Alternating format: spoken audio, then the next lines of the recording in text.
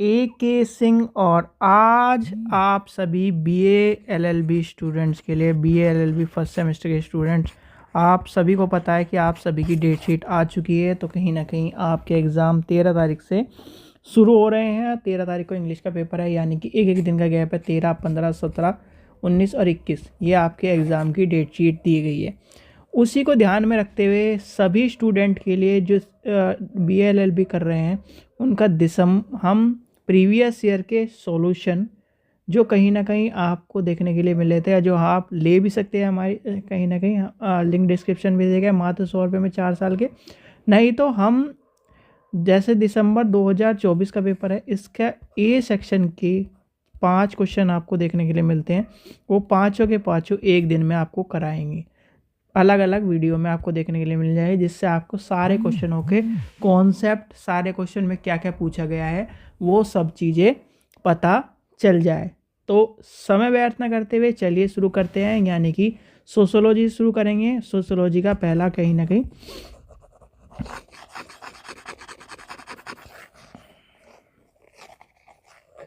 ठीक है, सोशियोलॉजी का पहला यानी कि दिसंबर 2024 का पेपर है, जो कि सोशियोलॉजी फर्स्ट। और सेक्शन ए का पहला क्वेश्चन क्या कहता है आपका, परिवार के बदलते ढांचे को समझाइए। ठीक है, तो सबसे पहला ही आपका क्वेश्चन क्या है, परिवार को बदलते ढांचे को समझाइए। फिर आपका क्या है, सामाजिक नियंत्रण में परिवार की क्या भूमिका है। तो इस तरह से हम सारे के सारे क्वेश्चन आपको देखते, यानी कि पाँचों के पाँचों क्वेश्चन करेंगे। इसी तरह से आपको सारे के सारे क्वेश्चन देखने के लिए मिल जाएंगे। और 13 तारीख को इंग्लिश का पेपर है, फिर आपका नेक्स्ट पेपर 14 को छोड़कर 15 को है। तो इस तरह से हम क्या करेंगे, यानी कि आपका कहीं ना कहीं सारी कंप्लीट चीज़ आपके एग्ज़ाम के 2 दिन पहले तक सारी कंप्लीट आपको देखने के लिए मिल जाएगी वीडियो। तो आपको क्या करना है, याद करना है। और ये सारी वीडियो आपको टाइम पर मिलती रहे तो वीडियो को लाइक करना है, चैनल को सब्सक्राइब करना है, वीडियो को ज़्यादा शेयर करना है और टेलीग्राम ग्रुप को ज्वाइन करके रखना है, क्योंकि उसी पर सारी आपकी इंपॉर्टेंट इन्फॉर्मेशन एडमिट कार्ड से, एग्ज़ाम से रिलेटेड, रिजल्ट से रिलेटेड और आपके प्रीवियस ईयर के क्वेश्चन पेपर अनसोल्ड वहीं पर मिलेंगे। सोल्ड लेना चाहते हो तो आप मात्र 100 रुपये में ले सकते हो, लिंक डिस्क्रिप्शन में दिया गया है। तो सबसे पहला क्वेश्चन क्या है आज का, परिवार के बदलते ढांचे को समझाइए। तो चलिए शुरू करते हैं। यानी परिवार की बात लेके चले, परिवार का जो बदलता स्वरूप है, बदलती इकाई है, वो किस तरह से देखने के लिए मिल रही है आज के हम वर्तमान युग में, हम एआई के युग में, हम व्यस्त युग में आपको कहीं ना कहीं देखने के लिए मिल रहे हैं। और व्यस्त युग में आज के से कुछ सालों पहले, यानी कि कुछ साल हम मान लें 20 से 25 साल पहले, 30 साल पहले, 50 साल तो ज़्यादा हो जाएगा, कहीं ना कहीं आपने देखा होगा कि एकल परिवार की जगह आपको संयुक्त परिवार की कहीं ना कहीं चीज़ें देखने के लिए मिलती थी। यानी कि आपके चाचा चाची, दादा दादी कहीं ना कहीं आपके क्या है, सब एक साथ मिलते थे। भाई एक पिता के 4 बच्चे हैं, ठीक है, चारों कहीं ना कहीं जैसे आप एक फादर के, यानी कि एक फादर, 2 नंबर पर मदर, और उसके क्या है, इन दोनों के क्या है, 4 बच्चे हैं। ठीक है, और 4 में क्या है, 2 गर्ल्स हैं और 2 बॉय हैं। ठीक है, अब 2 गर्ल्स तो कहीं ना कहीं शादी करके कहीं ना कहीं जो अपने ससुराल चली गई, मतलब अपने दूसरे घर चली गई। ठीक है, या फिर अपना घर ही कहेंगे। ठीक है, अब यहाँ पर क्या आ जाती है, बॉय की बात आती है। अब 2 हैं तो क्या हो गया, ये जो कहीं ना कहीं आपको देखने के लिए मिल रहा है, पूरा संयुक्त परिवार बन गया। अब संयुक्त परिवार की जब बात करेंगे तो अब ये क्या है, यानी कि ये नंबर 1, ये नंबर 2 बच्चा हो गया। अब इसके बच्चे, ठीक है, और इनके बच्चे, ये भी साथ में रह रहे हैं, बाबा दादा दादी भी साथ में रह रहे हैं। तो ये बच्चे, चाचा चाची, यानी कि इस पूरा का पूरा संयुक्त परिवार। और इनके भी क्या है, जो भाई यानी कि बड़े भाई, ताऊ, चाचा, इनके भी साथ में रहे हैं। तो पहला के यानी कि पहला जो युग था, पहला जो युग माना जाता था, वो संयुक्त परिवार के युग के रूप में आपको देखने के लिए मिलता था। पर समाज के बदलते स्वरूप को देखते हुए, समाज का जो स्ट्रक्चर बदल रहा है, वहाँ पर आज के युग में हम एकल परिवार को देखने के लिए मिल रहे हैं। यानी कि हमें क्या मिल रहा है, एकल परिवार देखने के लिए मिल रहा है।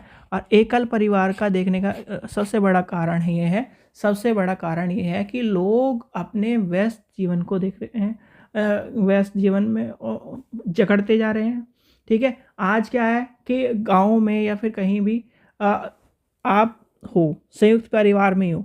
अब या मान इसी का एग्जांपल लेते हैं भाई, ये जो ए बच्चा है ये गांव में ही रह रहा है, ठीक है, या फिर कहीं शहर में रह रहा है, पर संयुक्त परिवार की जगह ये अपने पापा मम्मी के साथ रह रहा है। ठीक है, अब ये इसकी कहीं जॉब लग गई, मान लो इसकी जॉब लग गई दिल्ली में, जॉब लग गई, ये है जी क्या नाम मेरठ में है। ठीक है, तो कहीं ना कहीं क्या हुआ, तो इसे आना पड़ा दिल्ली, यानी कि दिल्ली रहना पड़े।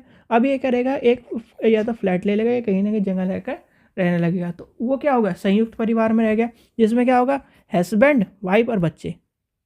अब उसे कहीं ना कहीं संयुक्त परिवार से हट गया। तो सबसे बड़ा कारण हम कहीं ना कहीं परिवार के बदलते और कहीं ना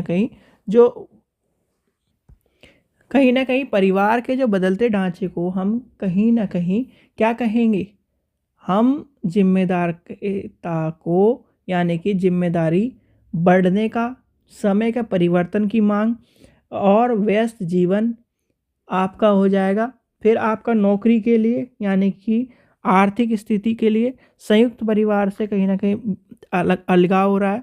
और आज के टाइम में जो बदलने का कारण क्या है, शहरीकरण, औद्योगिकरण और नौकरी, महिलाओं की आत्मनिर्भरता, व्यक्तिवादी, ठीक है, परिवार के नए रूप, जैसे आपका single parent family, live in relation, ठीक है, आपका कहीं ना कहीं डबल इनकम वाली, नो किड्स वाली, एडॉप्टेड फैमिली के तौर पर आपको चीज़ें मिल रही हैं। तो इसने इस तरह से इसके सकारात्मक रूप भी हैं और नकारात्मक रूप भी है।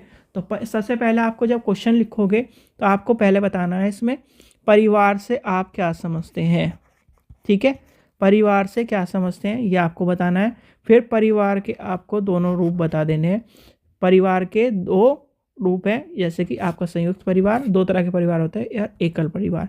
ठीक है, अब इसमें क्या क्वेश्चन पूछा था, परिवार के बदलते ढांचे को समझाइए। परिवार का बदलता ढांचा यानी परिवार के बदलते ढांचे से निम्न है। नंबर 1, परिवार का बदलता ढांचा यानी कि आज का जो परिवार का बदलता ढांचा क्या है, शहरीकरण के द्वारा। ठीक है, फिर क्या है, एकल परिवार में, यानी कि एकल परिवार में रहने का युग। ठीक है, औद्योगिकरण और नौकरी की बात। ठीक है, यह आपका कहीं ना कहीं प्रमुख कारणों में से है। ठीक है, यह आपको देखने को मिले। फिर आपका है व्यक्तिगत जीवन को जीने की मांग। तो ये कहीं ना कहीं आपका पूरा क्वेश्चन बनता है। तो इसलिए कहीं ना कहीं जो परिवार है, पर एक मैं क्वेश्चन आपसे पूछता हूँ, क्या व्यक्ति का विकास, ठीक है, एक मानव का विकास संयुक्त परिवार में ज़्यादा होता है या एकल परिवार में ज़्यादा होता है? कोई बता सकता है? इस क्वेश्चन का कमेंट में ज़रूर आंसर देना, क्या संयुक्त परिवार में ज़्यादा होता है या फिर आपका एकल परिवार में होता है। ठीक है, तो ये सिंपल सा क्वेश्चन आपको समझ में आ गया। आप जिस तरह मैंने बताया, और जो भी बच्चे नए हैं वो ज़रूर आंसर राइटिंग वाली वीडियो ज़रूर देख ले, जिससे आपको कहीं ना कहीं क्या होगा, पता चल जाएगा आंसर किस तरह लिखना है, कॉपी को किस तरह से मैनेज करना है। क्योंकि अभी आप 12th पास करके आए हो बच्चों, और 12th पास करके आए हो तो आपको ये भी चीज़ ध्यान रखनी है कि बी कॉपी का कोई भी प्रावधान नहीं है। 28 पन्ने हैं, 28 पन्नों में ही आपको जो भी लिखना है वो लिखना है। ठीक है, क्वेश्चन को मैनेज करना आना चाहिए। 4 नंबर के क्वेश्चन किस तरह से आपको मैनेज करने हैं, बहुत सारे बच्चे क्या है 4 नंबर का क्वेश्चन है एक ही पन्ने में समेट देंगे, नहीं, ऐसा गलती मत करना अगर आपको अच्छे नंबर चाहिए तो बच्चों। ठीक है बच्चों, चलिए, आशा करता हूँ आपको वीडियो पसंद आई। वीडियो पसंद आई तो लाइक करें, चैनल को सब्सक्राइब करें, वीडियो को ज़्यादा से ज़्यादा शेयर करें। Thank you.